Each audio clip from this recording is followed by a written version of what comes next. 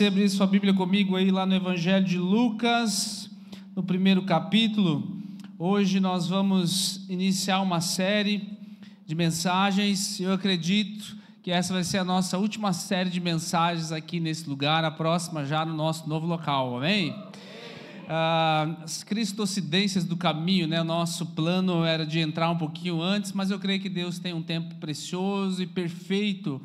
O que falar, né? Eu pensei muito sobre isso, qual assunto nós iríamos abordar, uma vez que nós estamos nesse movimento como igreja de crescimento e de mudança, e nada melhor do que a gente falar sobre oração, nada melhor do que nós entrarmos num propósito. Então, a partir dessa quarta, os nossos hubs já estão em recesso, então nós temos aí um dia de folga na semana, mas às 7h30, às 8h30, eu estou chamando esse negócio aí de 60 minutos de poder. Quero abrir um espaço aqui para nós orarmos, um espaço para nós estamos adorando ao Senhor. Não vai ter liturgia, não é um culto formal, é um espaço que a gente abre aqui. Você vai ver, vai chegar, às vezes as luzes vão estar um pouquinho mais diminuídas, os tatames vão estar jogados no chão. Você chega, acha o teu lugar, dobra os teus joelhos, tem o teu momento com Deus ali, e daí de repente se você quiser marcar alguma coisa depois, por isso que encerra cedo, 7h30, 8h30, você já está liberado. Mas aí nós estamos convocando junto com isso também um dia de jejum. Então estamos na nossa reta final para a nossa transição de igreja. Então é um mês de julho é um mês de transição, mês de julho é mês de oração, mês de julho é mês de jejum. Então quarta-feira que você se junte comigo, junte com os teus irmãos nesse propósito. Pastor, nunca fiz jejum, não sei como faz. Entra no YouTube, vá lá, segue o canal da igreja. Se você não segue, já pede perdão para o Senhor antes, daí você segue lá, Verdade Porto Belo, e procura lá, digita assim, o poder da disciplina. Você vai achar lá uma palavra que eu falei só sobre jejum, tipo de jejum, como é que faz, como é que não faz, dá para fazer de 4 horas, de 8, de 12, de chocolate, não sei o quê. Vá lá, todas as tuas perguntas vão ter respostas lá nessa palavra, querido, mas não tem desculpa. Então quarta-feira, se junte conosco nesse propósito aí, que eu creio que vai ser muito, muito significativo para aquilo que Deus quer fazer conosco. Você entendeu? Amém? Deixa eu ler o texto contigo, porque é sobre exatamente isso que nós vamos falar hoje. Como orar quando? Eu separei aqui 5 semanas. Como orar quando hoje passamos por tempo de transição? Quando orar quando a gente passa por perda? Quando você perde alguém, quando você perde alguma coisa importante? Como orar quando o desânimo chega sobre a tua vida? Como orar quando a fé vacila? Como orar quando uma enfermidade te abate? Enfim, são essas semanas que a gente vai falar sobre isso, clamar sobre isso, mas principalmente vamos botar em prática aí na quarta-feira. Deixa eu ler um texto, é um texto geralmente eu leio no Natal, é um texto bem conhecido. Eu não vou explanar ele, eu já fiz isso em outro momento aqui, mas eu vou partir daqui como um tema hoje. Começa lá no versículo 26. No 6º mês, o anjo Gabriel foi enviado por Deus a uma cidade da Galileia, chamada Nazaré, a uma virgem que estava comprometida a casar com um homem da casa de Davi, cujo nome era José. A virgem se chamava Maria. E aproximando-se dela, o anjo disse: Salve, agraciada, o Senhor está com você. Ela, porém, ao ouvir essa palavra, perturbou-se muito e pôs-se a pensar no que poderia significar essa saudação. Mas o anjo lhe disse: Não tenha medo, Maria, porque você foi abençoada por Deus. Você ficará grávida e dará à luz um filho, a quem chamará pelo nome de Jesus. Esse será grande e será chamado Filho do Altíssimo. Deus, o Senhor, lhe dará o trono de Davi, o seu pai. Ele reinará para sempre sobre a casa de Jacó, e o seu reinado não terá fim. Então Maria disse ao anjo: Como será isso, se eu nunca tive relação com homem algum? E o anjo respondeu: O Espírito Santo virá sobre você, e o poder do Altíssimo a envolverá com a sua sombra, e por isso também o ente santo que há de nascer será chamado Filho de Deus. E Isabel, sua parenta, igualmente está grávida, apesar da sua idade avançada, sendo esse já o 6º mês de gestação, para aquela que diziam ser estéril, porque para Deus nada é impossível. Então Maria disse: Aqui está a serva do Senhor, que aconteça comigo o que você falou. Então o anjo foi embora. Tempos de transição. Pensa você, uma adolescente, uma jovem, vamos tentar trazer para a nossa cultura aqui um pouquinho, alguém que está pensando em ir para a faculdade, alguém que está planejando seus próximos 4 anos, alguém que encontrou o noivo, que está fazendo seus sonhos, enxoval, onde é que eu vou morar, o que eu vou deixar de fazer, alguém que construiu a sua vida a respeito de muitas coisas, e de repente vem um comando do céu, não é um comando do inferno, não é um comando pessoal, é um comando do céu, falando para você assim, ó Maria, esquece esse sonho aí que você estava fazendo, ou que você estava pensando, eu tenho algo novo para você. E ele propõe algo novo, ele propõe algo maravilhoso, a gente vai ver aqui, mas exige agora um tempo novo, exige uma mentalidade nova. Olha, sabe todos esses projetos que você fez? Pois então, nós vamos fazer uma mudança de direção aqui agora, é para o melhor, mas você já tem que acostumar e a partir de já. E aí, segue daí. Quantos de nós não passamos isso, querido? Talvez você não teve essa experiência aqui de Maria, em que, sim, não tem mais o que você fazer, existe um caminho novo diante de você. Olha, tem um novo processo, tem um novo projeto, tem um novo empreendimento, tem uma nova estação sobre a tua vida, e o que você tem que fazer agora é simplesmente tocar dali adiante. Eu separei aqui algumas coisas que acontecem na minha vida, acontecem na tua também. Ontem eu estava lá numa confraternização e eu vi as criancinhas pequenininhas lá, brincando para lá e para lá, para cá e para lá, e aí elas corriam e voltavam e pediam, papai, quero ir no banheiro e tal, e eu olhei, né, minha esposa estava sentada no outro sofá, assim, falei, nossa, essa fase eu já passei. Já foi, né? Agora a minha preocupação é, eu quero chegar em casa, será que eles estão lá? Cheguei em casa, faltava um, onde é que está? E tudo mais. É uma transição, já passou essa fase. Um outro momento, quantos mudam de cidade? Eu atendo muitas pessoas aqui que geralmente eu vou perguntar, quase ninguém é daqui. Então, todo mundo aqui, praticamente, já passou por esse momento de transição, de onde você veio, como é que faz? É tão bom morar aqui, é tão bonito morar aqui. Pois é, mas o custo de vida também é alto, e aí você sai, e você chega com uma perspectiva, e de repente você tem que correr atrás de outra. É uma transição de cidade, uma transição de emprego. Você estava fazendo um negócio, agora você mudou, é outra perspectiva, é outra turma que você está trabalhando, são outros clientes, enfim. Idade, gente, faz umas 3 semanas, eu acho. Eu tenho uma cirurgia para fazer no meu tornozelo, mas de repente parecia uma dor no meu joelho aqui. Eu falei, mas que raios que é esse negócio? Daí eu comecei a passar a mão e não passava.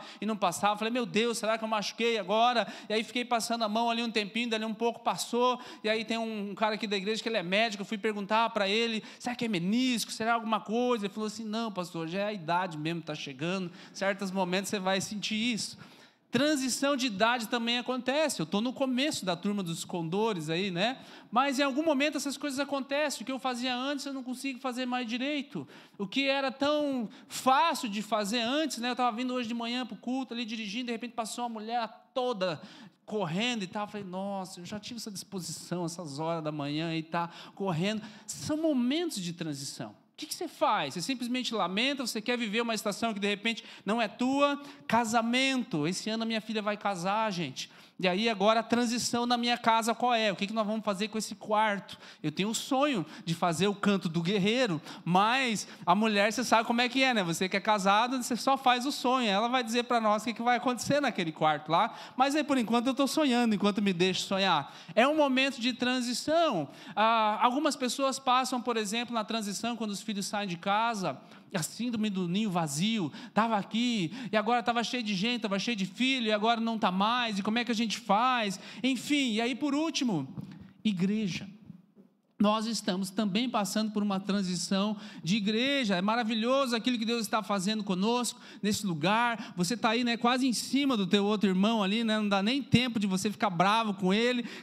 Te obrigam a você se juntar. Agora nós vamos para um lugar que de repente você vai sentar. Esses dias eu fui com a minha esposa em outra igreja e eu falei, meu Deus, onde é que você está? Ela estava no banco do lado, mas eu não estava mais acostumado, né? Nosso banquinho aqui é tudo apertadinho. Ela falou, vem para lá, estou me sentindo tão distante. São transições que nós vamos passar. A maneira que nós fazemos certas coisas não funciona depois. Esse é o meu primeiro ponto aqui, é que transições revelam a nossa necessidade de uma direção divina. Toda transição, ela nos tira da nossa zona de conforto. Toda transição, em um momento, ela nos incomoda. Toda transição causa incerteza. Você percebe que Maria é uma mulher de Deus. Deus tem uma missão extraordinária para ela. É uma mulher de Deus. E quando Deus fala com ela, é uma missão extraordinária. Olha, Maria, vai acontecer um negócio que nunca aconteceu na história da humanidade. Vai ser assim. E aí tem um texto grande falando sobre o que vai acontecer. E a Maria veio, então vamos embora. Qual é a primeira coisa que ela faz? Ela pergunta, tá, como é que vai ser isso aí? eu nunca tive relação com nenhum homem. Em vez de ela se concentrar nas promessas e tudo mais, ela, igual a eu e você. A primeira, Deus pode falar, Deus pode fazer coisas extraordinárias. Vou tirar vocês desse lugar pequenininho, vou botar no grandão. Os primeiros pensamentos não são, nossa, a gente vai fazer isso, vai fazer aquilo. Como é que a gente vai pagar esse negócio? Como é que a gente vai fazer tal coisa? Às vezes vem um sonho no teu coração. Às vezes vem uma nova direção sobre a tua vida. E é normal, querido, em vez de você se empolgar já de cara com muitas coisas, é normal, às vezes, você parar e ver, Senhor, será que é de Deus mesmo? É por isso que essa ideia do primeiro ponto é que as transições revelam a nossa necessidade de direção divina. Porque se eu não tiver uma direção divina agora, nesse momento de transição de casamento, transição de igreja, transição de emprego, de cidade, de idade, de qualquer coisa que eu tentei levantar para você aqui nesse primeiro momento, eu estou num terreno muito difícil.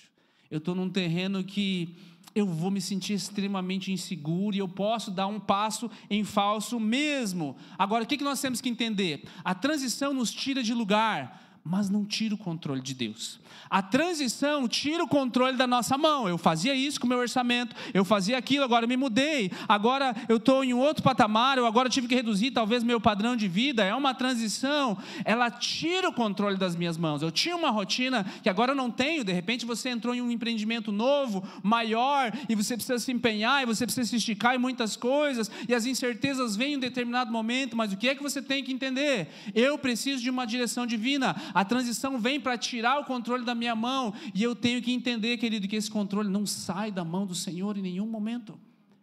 Ainda que Maria, agora meu sonho, e o meu casamento, e os planos que eu tinha feito, já estava com os convites prontos, enviados, a lista de presentes. A transição, ela vem, e às vezes nós podemos entender como uma ameaça. Mas e agora, o que eu vou fazer? Tem um salmo que eu gosto muito, Salmo 32, verso 8, eu coloquei para você lá. Olha aqui o que diz: eu o instruirei, e lhe ensinarei o caminho que você deve seguir, e sob as minhas vistas lhe darei conselho.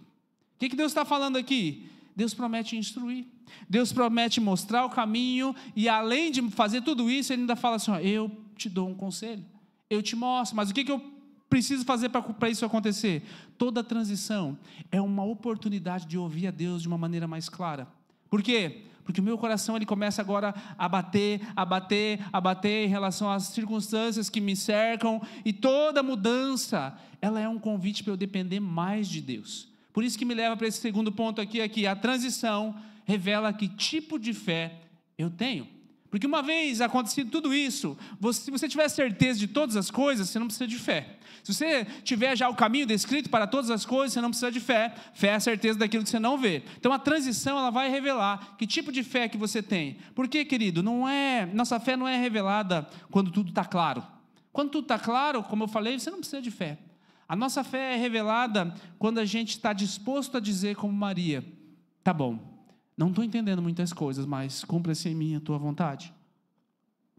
E se Deus está guiando, o novo sempre vai ser uma promessa, não vai ser uma ameaça. Você percebe que quando a gente muda de igreja, por exemplo, citando o nosso exemplo aqui agora, tem muitos desafios para nós. Tem um desafio monetário, em primeiro lugar, tem um desafio de logística, tem um desafio agora de construção de liderança, tem um desafio de muitas coisas. Mas se Deus está guiando, querido, nós estamos firmes na promessa, não na ameaça. Quando Deus coloca algo novo sobre a sua vida, por exemplo, na tua vida empresarial ou financeira, uma promoção de um emprego, ela sempre vem acompanhada de um novo desafio. Alguém te promoveu porque existe um problema que o outro não resolveu, ele vai colocar você lá para resolver. Em cima desse desafio, querido, você tem que entender que é uma promessa do Senhor. Quando você vê uma crise ao teu redor, às vezes até uma crise de mercado na tua área, você não deve enxergar como as pessoas lá de fora, e agora o negócio vai desandar. Se você tiver com o teu próprio pensamento e você for o responsável por resolver tudo isso, você tem um grande problema. Agora, quando você serve a Deus, querido, você entende que Deus tem uma promessa para mim. E o que está acontecendo agora não é uma ameaça. Deus não exige que nós entendamos tudo. Eu já passei muito tempo da minha vida assim, querendo todas as respostas. Esquece isso. Deus não exige que nós entendamos tudo, querido. O que é que Deus exige? Apenas que a gente confie nele. Deus não exigiu que Maria, deixa eu te explicar como é que vai funcionar esse negócio de eu criar a vida do nada. Ele não explicou nada disso. que ele falou? Deixa eu citar um exemplo para você, Maria. Sabe aquela tua tia que já passou da menopausa faz tempo? Sabe aquele teu tio que já não aguenta mais, mal é mal levantar as costas, quem dirá outras coisas? Sabe, nesse momento da vida. Pois é, essa daí, que todo mundo chamava estéril, já está no 6º mês de gravidez. E aí o que ele termina dizendo? Para Deus, nada é. Aonde ele coloca os olhos dela? Lá na promessa. Por isso, querido, não interessa qual tipo de transição você esteja vivendo na tua vida. A ideia aqui é que nós fixamos os nossos olhos na promessa do Senhor. E eu tenho que ter certeza absoluta agora que é o Senhor que me chama, por isso que me leva ao 3º ponto, que a transição divina nos leva a uma fé prática. Lembra que Tiago vai falar assim, olha, me mostra a tua fé sem obras, que com as minhas obras eu vou te mostrar a minha fé. Toda fé, ela deve ser acompanhada de uma prática, ela não deve ficar só no campo da oração simplesmente, porque a oração não substitui as ações práticas, ela fortalece esse tipo de ação. E eu quero te dar aqui, nessa palavra de hoje, duas dicas ou 2 ferramentas muito simples a respeito de como orar em momentos de transição. Eu chamei aqui de orações de gatilho. Não tinha um nome melhor para eu colocar, esqueci de pedir para o ChatGPT me dar um nome bem bonito, mas eu chamei de orações de gatilho. O que é orações de gatilho? São coisas do cotidiano que te lembram de uma verdade maior e te leva aí você fazer uma oração mais profunda. Você vê, por exemplo, na cultura judaica, as mezuzás nas portas, cada vez que eles passam por uma porta que tem aquele negócio, eles encostam ali naquele lugar e vão fazer uma oração, ou enfim, tirando a parte religiosa. A ideia é que existem certas coisas que nós deveríamos colocar no nosso cotidiano, que nos despertem, que seja como um gatilho para a gente fazer uma oração maior. E quando eu estava preparando essa palavra falou muito comigo pessoalmente, é como se eu estivesse pregando para mim mesmo. Eu me lembrei de uma situação do cotidiano da nossa casa, da nossa família, que já dura há décadas. Eu não combinei nada com meu pai, nem com a minha mãe, mas ele está aqui na frente, né? Eu vou falar uma palavra, ele vai me responder algo sem a gente ter combinado. Para vocês não vai fazer sentido nenhum, mas é um gatilho. Ó, a Priscila até já sabe que também é da família. Cantagalo. Não. Quando a gente fala cantagalo, o que você lembra?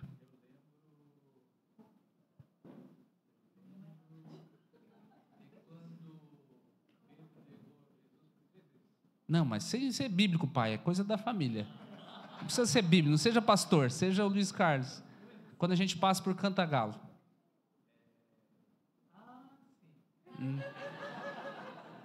Vocês viram que não é combinado, né? Eu digo, Deus abençoe o Paulo. Isso. Não faz sentido nenhum para vocês, né? Deixa eu contar a história bem rapidinho. Há muitos anos atrás, numa galáxia muito distante, eu tenho um tio chamado Paulo, que é irmão da minha mãe, e sei lá por que razão na vida dele, que um dia meu pai estava saindo viajar, e ele falando, Cantagalo é uma cidade do interior do Paraná. E ele falou assim, meu pai, quando você passar lá por Cantagalo, lembra de mim.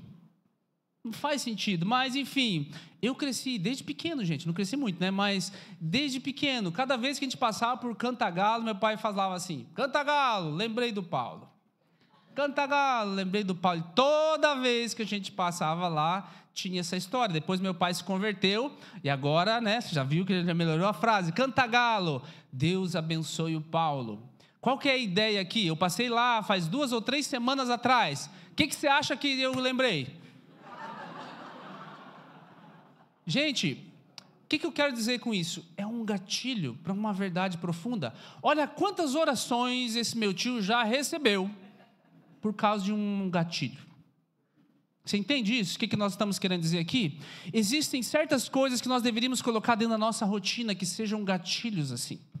Você pode colocar o nome de uma rua, quando eu passar na rua 280, e aí você vai criar um gatilho para você orar, seja por uma pessoa, seja por uma situação. Deus é bom. Você pode botar um negócio assim, e aí você está numa rotina terrível, está tudo dando errado naquela semana, mas quando você passou lá na 280, o que vai lembrar? Deus é bom, e aquele gatilho vai te fazer você a voltar os teus olhos para o Senhor. Quantos estão entendendo, amém? Crie os teus gatilhos. Peça para o Espírito Santo. De repente você vai vir aqui na quarta-feira e você vai, Deus vai te dar alguma coisa, seja uma porta, seja alguém, seja um carro, passou um Fusca na frente ali, aí você cria o teu gatilho, enfim, crie coisas, querido. Porque essas pequenas coisas, eu estou falando de uma cultura de décadas que está estabelecida na família com algo simples. Deus abençoe o nosso tio lá. Você percebe quantas vezes cada pessoa que passa diante daquela cidade lá, lembra dele e olha por ele? Você já pensou se você plantar uma cultura dessa na tua família? Se você for bem esperto, bem inteligente, você vai criar uma só para você, para que todo mundo da tua família lembre de você em alguma situação. A ideia é que não menospreze as pequenas coisas. Porque nesses momentos de transição, onde a gente está meio perdido, o que faz a gente voltar os olhos para o Senhor, às vezes não vai ser um anjo aparecendo. Vai ser um cantagalo da vida, vai ser você passar naquela rua lá e lembrar assim, o Senhor está comigo. Eu coloquei aqui algumas coisas, por exemplo, que é a minha segunda dica para você, que é a oração de um fôlego, que é rapidinho assim, ó, que é simplesmente 6 a 8 sílabas. O que é a oração de um fôlego? No momento de ansiedade, tua paz me acalma, Senhor.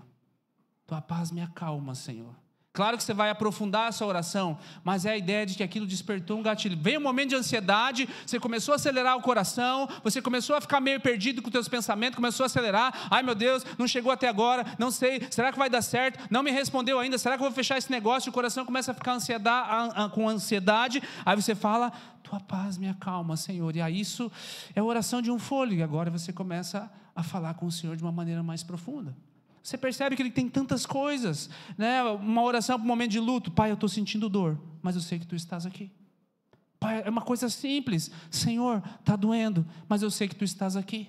Aí a partir desse momento o Senhor te leva para a palavra, a partir desse momento o Senhor te leva para uma oração mais profunda, ou um momento de incerteza que você está vivendo. Uma das coisas que eu tenho falado para mim muito ultimamente, eu coloquei aqui, tudo muda, mas o Senhor permanece. Nós estamos passando por muitas mudanças, eu já contei para você muitos testemunhos, né? Nas primeiras semanas que a gente começou esse movimento de igreja, realmente eu fiquei uns dias sem dormir, né? Saí um pouco de órbita, mas tudo muda, mas o Senhor permanece. O que me leva agora para esse meu último ponto, que as transições divinas, elas nos levam à maturidade, sempre, sempre. Eu quero te levar a Josué capítulo 5. Os israelitas peregrinaram 40 anos no deserto. E durante 40 anos, toda manhã, eles abriam a porta lá das suas tendas, não sei se chama a porta, mas é como se tivesse um pote de sucrilhos lá para eles todo dia de manhã. 40 anos. Não preciso me preocupar com o café da manhã, não preciso me preocupar com a alimentação. Deus provê, Deus provê, Deus provê. E agora chega a terra prometida, Josué capítulo 5, um dia depois de eles terem comido do produto da terra prometida, o maná cessou, e os filhos de Israel não mais o tiveram, mas naquele ano comeram do que foi colhido na terra de Canaã. Você percebe que eles estão há 40 anos vivendo debaixo de uma rotina, diante de uma provisão de Deus?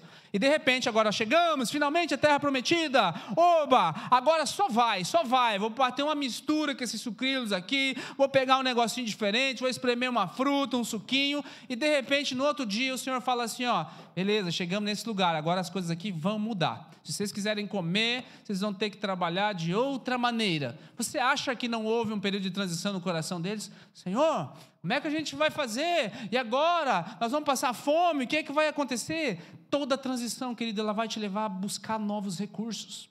Toda transição, ela vai te mostrar assim, às vezes as mesmas coisas que você fazia antes não vão funcionar agora. Quando você está trabalhando sozinho lá em 2, 3 pessoas, você faz de um jeito. De repente, tua empresa cresceu, você tem lá 10, 15 pessoas. Não dá para fazer mais do mesmo jeito. Busca novos recursos. Antes você administrava X, agora você está administrando Y. Seja para cima, que você ganhou um montão, ou seja para baixo, que entrou dentro de uma crise ou uma recessão, você vai ter que mudar a maneira de pensar. Se você está ganhando um montão, você não vai pensar mais da maneira antiga. Você tem que aprender agora a administrar, a investir, a fazer esse negócio prosperar. Ou se você está passando um momento de crise, independente, você também tem que aprender a administrar, a revisar se você não está comendo as sementes que você devia ter plantado. Enfim, são todas essas situações de transição, elas nos levam a olhar para os céus, querido, e buscar novos recursos. O fato é que apesar de aquela provisão ter cessado, Deus não te abandonou e nem cessou a provisão. A ideia de Josué é, o maná cessou, mas a partir daquele ano eles comem o fruto da terra. Você percebe que agora não tem mais coluna de fogo de noite, não tem mais nuvem de dia, não, agora vocês vão ser guiados pela minha voz. Agora vocês vão ser guiados assim. É como se na nossa caminhada cristã, Deus, Ele nos tratasse como bebês no começo. E aí qualquer coisa que você abre na Bíblia fala com você. Qualquer pessoa que fala contigo, poxa, é a voz de Deus, é a boca de Deus sobre a tua vida. Qualquer pregação que você ouve, fala com você, te leva para cima. Qualquer música que você coloca lá, nossa, que coisa maravilhosa. A oração que você faz em casa, você sente às vezes até sensações físicas, e o choro, e tantas coisas. Isso é um maná. É como Deus te tratando como um bebê. Eu tenho que te mostrar toda hora que eu estou contigo, toda hora que eu estou contigo. Mas chega um momento de transição em que nós temos que amadurecer. E nós temos que aprender a ouvir a voz de Deus agora de uma maneira mais madura. Eu vou tirar essa coluna de fogo. Eu vou tirar agora essa nuvem, eu vou tirar o maná. Agora vocês vão ter que aprender a ouvir a minha voz. A ideia aqui é que Deus tem um padrão, e esse padrão ele é aplicado ao próprio Filho dele. Quando Jesus ele é batizado lá no Rio Jordão por João Batista, ele recebe uma afirmação de Deus: esse é o meu garoto. A ideia de, esse é o meu filho amado em quem eu tenho prazer. É uma afirmação, é a voz dos céus que eles ouvem ali. E a Bíblia diz assim, imediatamente, o Espírito Santo o conduz ao deserto para ser tentado. Você percebe que agora, depois daquele ambiente da afirmação, Jesus podia pensar, não, deixa eu ficar aqui onde o Pai fala, aqui é isso e aquilo. Não, agora vai haver um momento onde você vai ter que caminhar sozinho. Vai haver um momento que você vai ter que entrar no vale. E você tem que aprender a ser um cristão mais sólido, que não é só guiado por uma profecia, que não é toda vez que você abre a Bíblia que ela fala claramente com você. Agora você precisa aprender a desenvolver esse devocional. Não dá mais para ficar pegando só coisas que outras pessoas escreveram. Esses devocionais eu sempre recomendo para vocês, são muito bons, é muito legal esses devocionais que tem por aí, mas querido, isso é papinha, isso é comida de bebê. Você tem que crescer a aprender a olhar as Escrituras, a meditar nas Escrituras, a você escrever, de repente você publica e ajuda alguém em algum outro momento, mas o fato é que Deus vai deixar de falar conosco da mesma maneira, daquele jeito, mas Ele vai continuar falando conosco de uma outra maneira, em uma outra situação, porque Deus não muda, amém? Mas os métodos mudam. Deus não muda, mas o método que Ele falava ali vai mudar. Ele falava contigo de uma maneira lá no começo, e aí agora porque Ele não está mais falando do mesmo jeito, você pode pensar, Deus me abandonou, olha aqui, cadê o maná, cadê tinha? Quando o Senhor está te empurrando, ei, cresce, ei, amadurece. Não dá mais tempo para você ficar preso nessas coisas aí. Essa pessoa você já devia ter perdoado há muito tempo, você vai continuar quanto tempo carregando ela nas suas costas? Ei, já não dá mais, o governo mudou, você está ainda preso lá no passado, está mais difícil agora mesmo. Olha, não sabemos como vai ficar as circunstâncias, o ano que vem é ano de eleição, e a coisa não está muito propícia para nós. Se a gente começar a ficar olhando só para isso, só para a perspectiva do mundo, querido, ai daquele que confia só naquilo que o homem consegue fazer, ai de nós dependemos só do nosso governo, querido. Deus não muda. Talvez a maneira com que a gente está sobrevivendo, talvez a maneira com que a gente está fazendo negócio, conversando com as pessoas, ela precisa mudar em algum momento. Nós estamos em uma transição de igreja, como eu falei. Aqui nós fazemos de um jeito, lá Deus não muda, é o mesmo Deus, é a mesma essência, mas a maneira que a gente organiza as cadeiras, a maneira como a gente recebe as pessoas, a maneira com que a gente vem a gerir, muitas coisas vai ter que mudar. E isso é normal. É normal causar incerteza. Sabe, não fique se punindo se você fica questionando a Deus em algum momento. Se puna se você fica questionando e continuando sendo insubmisso. Porque o problema não é questionar. Maria questiona, como é que esse negócio vai ser? Como é que vai acontecer? Mas lá no final do versículo, que é onde a gente terminou, ela fala o quê? Seja feita a tua vontade. Querido, talvez você está passando por um momento de transição de diversas ordens que eu citei para você aqui. Mas você tem que ter a certeza que quando um recurso acaba, não significa que Deus te abandonou. Talvez faz tempo que você ora e você não sente mais nada. Talvez faz tempo que você lê a Bíblia e nada faz sentido para você. Mas eu creio que essa noite é uma noite de restauração. É uma noite de nós colocarmos alguns pingos nos is e entendermos que toda transição, nós estamos vivendo uma transição como igreja, eu tenho falado isso para você, e aqueles que creem vão viver isso na sua vida. Aquilo que está acontecendo com a nossa igreja vai acontecer na tua vida pessoal. A igreja está expandindo, você vai expandir também. a igreja está sendo esticada, tendo que aprender a fazer coisas diferentes, você também vai ser. Aquilo que nós estamos vivendo como igreja tem que ser efetivado na tua vida. Eu não estou falando daquela placa que está lá fora, estou falando desse conjunto, dessa multidão de pessoas que se reúne aqui nesse lugar. E toda a transição que é conduzida por Deus, ela é um convite à maturidade, não é um convite ao medo. Deus tem algo precioso para a Costa Esmeralda. E sabe quem que Ele chamou? Foi você. Foi você que está sentado aí. Nós vamos transicionar em muitas coisas. E eu creio que o Senhor já está movimentando muitas pessoas, de diversas ordens, de diversas situações. Eu não pedi autorização para o casal, mas vou citar só o exemplo, sem citar nome, que é um exemplo de entrega. Estava conversando com um casal certa vez, eles estavam compartilhando para mim que tinha um sonho, tinha um projeto de vida. Quando eu tiver a idade X, eu já quero estar independente financeiro, eu quero estar assim, assim, assado, e eu vou me mudar de país, vou morar em tal e tal lugar. E esse era o meu projeto de vida. Mas nos últimos tempos, eles compartilhando comigo que Deus tem falado, Deus tem movido, Deus tem tocado o coração. E sabe o que Deus falou com eles? Você não vai mudar de país coisa nenhuma. Eles estavam lá visitando aquele país maravilhoso, achando que ia ficar lá. E o Espírito Santo fala para eles assim, tem que ficar lá no Brasil mesmo. Tem uma igreja lá que você tem que dar a tua vida. Tem um povo lá que você tem que servir. Você abriria mão de um sonho desse? De construir uma vida para viver fora dos limites aí, da nação brasileira, um pouco mais tranquilo, para permanecer naquele lugar que Deus te chamou por amor à missão, mais do que a comodidade? Eu quero terminar essa palavra com uma fábula. O irmão me mandou essa semana, eu tinha conhecido ela, mas não tinha pensado que ia se encaixar justamente nesse momento. A fábula dos bebês no útero. Se coloca de pé, por favor, deixa a gente chamar o louvor já.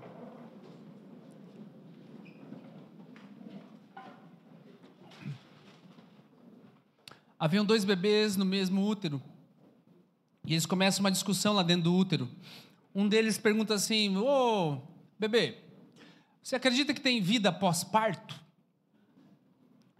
E aí o outro bebê falou assim, claro que sim, deve haver algo aí depois do nascimento. Talvez a gente está aqui só para nos preparar para um negócio que vai vir depois. Bobagem, o outro falou, não há vida após o parto. Como é que ia ser esse negócio aí afinal?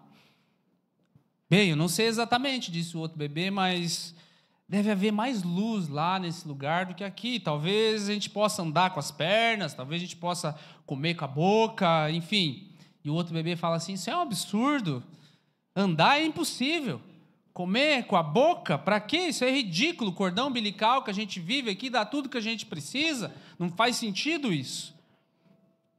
Sim, mas eu acho que deve haver algo diferente, algo mais. Talvez esse cordão umbilical que a gente se apegou aqui não vai durar para sempre. E aí o outro bebê diz assim, besteira. Você já ouviu alguém que voltou da vida pós-parto? Tem ninguém que voltou de lá. Isso é o fim. E o outro bebê fala assim, eu não sei, mas talvez a gente venha conhecer a nossa mãe. E aí o bebê fala assim, mãe? Você acredita em mãe? Você acha que mãe existe? Eu nunca vi ela. Nunca vi ela fazendo nada pela gente. Você acredita nisso? E o outro bebê fala assim, olha, eu acho que ela está ao nosso redor. Eu acho que às vezes a gente ouve ela. Eu acho que tudo à nossa volta vem dela. E tudo aquilo que a gente recebe vem dela. E o bebê fala assim, eu nunca vi, então ela não existe. E a fábula termina assim... O bebê falando, às vezes, quando a gente está em silêncio, eu posso sentir ela. Às vezes, quando eu aquieto a minha alma, eu consigo ouvir o coração dela e, às vezes, eu até ouço a respiração dela. E eu creio que um dia eu até vou ver ela face a face. Qual que é a analogia aqui, querido? Nossa vida é como se fosse esse cordão umbilical que a gente está preso e acha que a fonte vem dele. E acha que todo o sustento vem dele, e você coloca nesse cordão umbilical a tua carreira, você coloca nesse cordão umbilical os teus sonhos, os teus projetos, tudo aquilo que você queria viver. E você se apega a ele, se apega a ele, se apega a ele. E às vezes esquece que a maior luz está lá fora. Às vezes esquece que tem alguém ao teu redor cuidando de você, mandando esse suprimento. Às vezes ele vai mudar os métodos, mas ele nunca te abandona. Às vezes você vai achar que deveria estar fazendo outra coisa, mas tudo o que você precisa é calar essas vozes aqui de fora, é ficar em silêncio e ouvir as batidas do coração do Senhor. e ouvir a respiração do Espírito Santo sobre a tua vida, e de repente usar um gatilho desse que eu te falei, de repente usar uma oração de um fôlego, dói, Pai, mas eu sei que Tu estás aqui. De repente você está passando por um vale, e aí você vai usar essa oração de um fôlego assim, ó: Ele é o lírio do vale. O que é o lírio do vale? No meio do deserto, no meio do vale tem um lírio, que é o Senhor. Eu não sei o que você está vivendo, qual tipo de transição você está passando, mas eu quero fazer um apelo nessa hora.